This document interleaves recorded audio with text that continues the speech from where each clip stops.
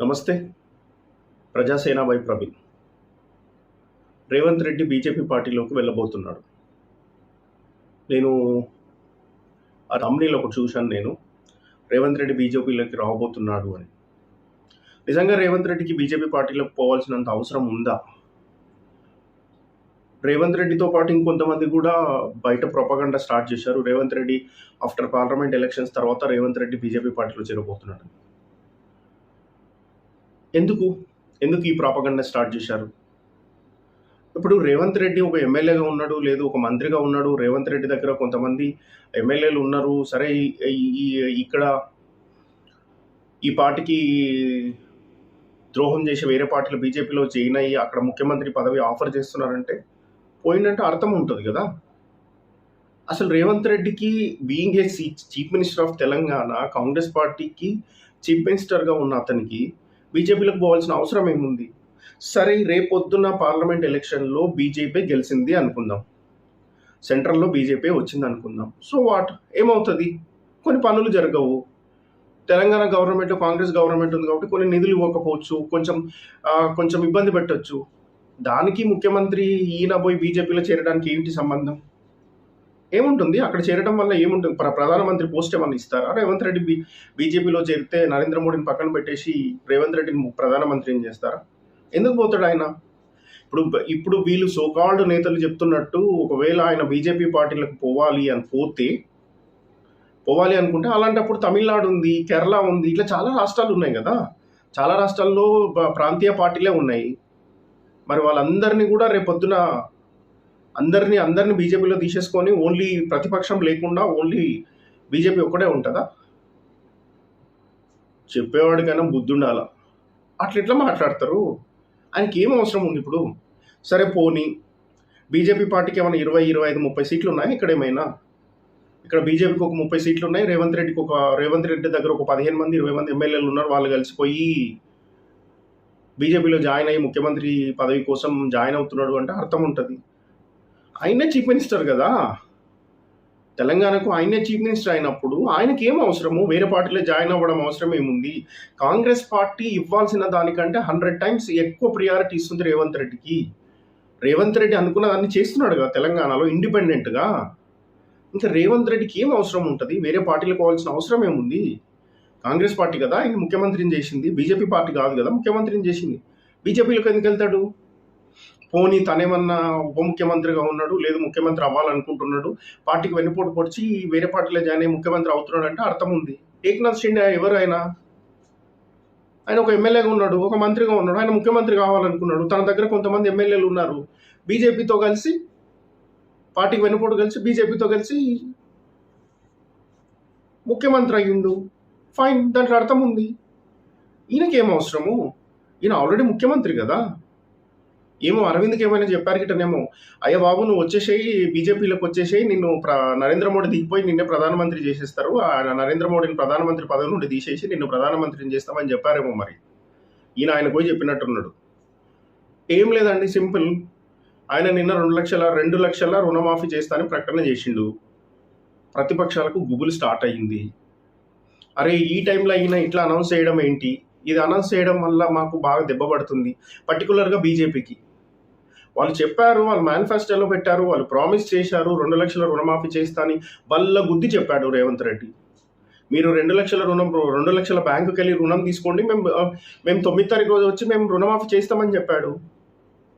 వాస్తవం. కానీ అక్కడున్న సిచ్యువేషన్స్ అట్లా లేవు కదా! ఎప్పుడైతే ఆయన పదవిలోకి వచ్చినప్పుడు, అధికారంలోకి వచ్చినప్పుడు పరిస్థితులు వేరే రకంగా ఉన్నాయి. సో దానివల్ల కొంచెం డిలే అవుతుంది. ఆయన ఆగస్టులో చేస్తా అని చెప్తున్నాడు కదా! ఇప్పుడు మాట్లాడుతున్నారు రుణమాఫీ చెయ్యాలి అని. హరీష్ రావు నిన్న ఎక్కడో ప్రెస్ మీట్లో చెప్తున్నాడు, ఇచ్చిన హామీలన్నీ నెరవేర్చాలని. మనం 10 సంవత్సరాల్లో మనం ఏం చేసినాం సార్? మనకు తెలుసా మనం ఏం చేసినామో తెలుసా మీకు? మనం ఏది నెరవేర్చలే మనం నీతులు చెప్పే ముందు ఫస్ట్ మనం ఏందో గతంలో మనం ఏం చేసినాం అనేది చూసుకోవాలా. అరే జస్ట్ 4 నెలలైంది ప్రభుత్వం ఏర్పడి. 4 నెలల్లోనే అన్ని తీర్చేస్తారా? టైం ఉంది వాళ్ళకి. 5 సంవత్సరాలు ఇచ్చారు. 5 ఇయర్స్ కోర్సులో జాయిన్ అయ్యాడు ఆయన. యాజ్ ఎ స్టూడెంట్‌గా 5 ఇయర్స్ కోర్సులో జాయిన్ అయ్యాడు. ఇప్పుడిప్పుడే క్లాసెస్ స్టార్ట్ అయినాయి. జస్ట్ ఒక లెసన్ స్టార్ట్ అయింది. ఒక్క లెసన్‌కే మొత్తం ఇయర్ మొత్తం 5 సంవత్సరాలది మొత్తం ఇప్పుడే రాసేయమంటే రాసేస్తాడా ఏంటి? జరుగుతదా ఎక్కడైనా ప్రపంచంలో? టైం పడతది. 5 ఇయర్స్ మ్యాండేట్ ఇచ్చారు జనాలు. చేస్తారు. చెప్పినవి చేస్తారు. చెయ్యనివి చేస్తారు. అన్నీ చేస్తారు. అంతేగాని ఆయనని బ్యాడ్ చేయాలని పబ్లిసిటీ, చీప్ పబ్లిసిటీ, ఇదంతా చీప్‌గా చేసే చీప్ పబ్లిసిటీ. రేవంత్ రెడ్డిని బ్లేమ్ చేయాలి. రేవంత్ రెడ్డిని దింపేయాలి. అది ఎవరి వల్ల కాదు. కాంగ్రెస్ అధిష్టానం అనుకుంటే తప్ప అది వేరే వల్ల కాదది. ఇప్పుడు కాంగ్రెస్ పార్టీ పేరు మీద గెలిచిన ఎమ్మెల్యేలు రేపొద్దున రిజైన్ చేసేసి రేవంత్ రెడ్డి ఎంబడి పోతారా వాళ్ళు? అండ్ రేవంత్ రెడ్డికి అవసరం ఏమొచ్చింది ఇప్పుడు ఆయనకు? ఇప్పుడు మీరు చెప్తున్న ఆర్ఎస్ఎస్, ఏబీవీపీ లీడర్ నుండే ఉన్నాడు ఆయన, ముందు నుండి ఆయనకు మూలాలు ఉన్నాయి, బీజేపీతో మూలాలు ఉన్నాయి అన్నప్పుడు ఆయన బీజేపీలో జాయిన్ అయ్యేటోడు కదా, కాంగ్రెస్లో ఎందుకు జాయిన్ అయ్యాడు? ఇవన్నీ కాదండి. రేవంత్ రెడ్డి ముఖ్యమంత్రి అవ్వడం చాలా మందికి డైజెస్ట్ అవ్వట్లా. అరే ఒక ఎమ్మెల్యేగా ఉండి మంత్రి కూడా పని చేయలేడు, డైరెక్ట్ ముఖ్యమంత్రి అయిపోయిండు. డైజెస్ట్ అవ్వట్లా. మీకు డైజెస్ట్ అయినా అవ్వకపోయినా రేవంత్ రెడ్డి కాంగ్రెస్ గవర్నమెంట్ చేయాల్సింది చేస్తుంది, డెఫినెట్గా చేస్తుంది. 2 లక్షల రుణమాఫీ కూడా చేస్తుంది. చెప్పిన దాంతోపాటు చెప్పకూడనివి కూడా చెప్పనివి కూడా చేస్తారు వాళ్ళు. టైం ఇవ్వండి. అట్లీస్ట్ ఒక 1 ఇయర్ అని ఇవ్వండి. ఒక 1 ఇయర్ టైం ఇస్తే అప్పుడు దెన్ అరే గవర్నమెంట్ ఏం చేస్తుంది, ఎట్లా చేస్తుంది అని మాట్లాడవచ్చు. సరే ఇప్పుడు చాలామంది అలిగేషన్ ఏంటి అంటే నిరుద్యోగులు కానీ ఇంకొకరు కానీ వాళ్ళు చేస్తున్న అలిగేషన్ ఏంటి అని అంటే ఆ గత ప్రభుత్వంలో చేసిన అవినీతి అధికారులు ఉన్నారు, వాళ్ళని అట్లాగే అంటిపెట్టుకొని ఉన్నారు, వాళ్ళని మార్చట్లేదు. ఏమో మరి ఆయన మైండ్లో ఏముందో, ఆయన ఏం ఆలోచిస్తున్నాడు, ఆయనకు కావాల్సిన ఇన్ఫర్మేషన్ తీసుకుంటున్నాడేమో, ఆ ఇన్ఫర్మేషన్ తీసుకున్న తర్వాత వాళ్ళ మీద చర్యలు తీసుకుంటాడేమో, అప్పుడు వాళ్ళని పక్కన పెడతాడేమో. తెలియాలి కదా వాళ్ళు ఏం చేసిండ్రు అనేదన్నా ఆయనకు తెలియాలి కదా, రేవంత్ రెడ్డికి తెలియాలి కదా వాళ్ళు ఏం చేసిండ్రో, ఎక్కడ అవినీతి చేసిండ్రో, ఎందులో అవినీతి చేసిండ్రో, దేంట్లో అవినీతికి పాల్పడ్డారో తెలియాలి కదా. అవన్నీ తెలియకుండా ఎక్కడ నుండి ఆయన వాళ్ళ మీద యాక్షన్ తీసుకుంటాడు? టైం పడుతుంది కదా దేనికైనా.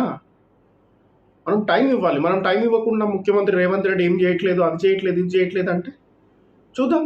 1 ఇయర్ చూద్దాం, 1.5 ఇయర్ చూద్దాం, 2 ఇయర్స్ చూద్దాం, దెన్ ఒక నిర్ణయానికి వద్దాం. అప్పుడు ఏదైనా మాట్లాడొచ్చు. ఆయన బీజేపీలకు పోయేది లేదు.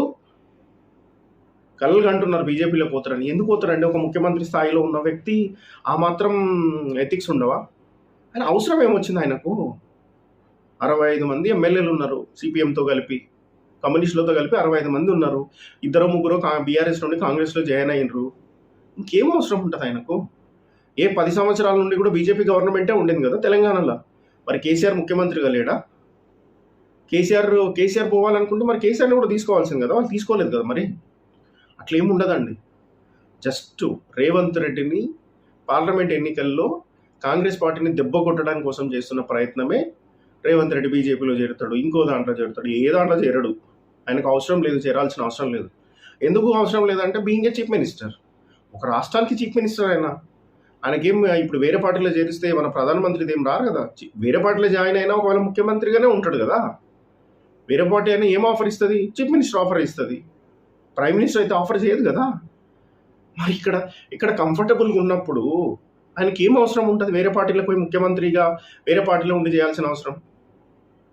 కలలు కంటున్నారు, పగటి కలలు కంటున్నారు ప్రతిపక్షాలు. మెయిన్గా ఏంటంటే 2 లక్షల రుణమాఫీ చేస్తా. ఇది ఇప్పుడు ఆ ప్రతిపక్షాలకు డైజెస్ట్ అవ్వని అంశం ఏంటి అని అంటే 2 లక్షల రుణమాఫీ అనేది డైజెస్ట్ అవ్వట్లా. రైతులు కొంచెం ఓపికతో ఉండండి. తుమ్మల నాగేశ్వరరావు కూడా ఒక రిక్వెస్ట్ కూడా చేశాడు బ్యాంక్ అధికారులకు కూడా, ఇబ్బంది పెట్టకండి అని. వాళ్ళు దే ఆర్ కమిటెడ్, వాళ్ళు కమిట్ అయి ఉన్నారు, ఇవ్వాలని కమిట్ అయి ఉన్నారు కాబట్టి ఖచ్చితంగా చేస్తారు. కొంచెం ఓపికతో ఉండాలి. బీజేపీలోకి పోయే ప్రశ్నే లేదు. సో ఇదే ఈరోజు వీడియో. ఈ వీడియో కనుక మీకు నచ్చినట్లయితే లైక్ చేయండి, షేర్ చేయండి, కామెంట్ చేయండి, సబ్స్క్రైబ్ చేయండి.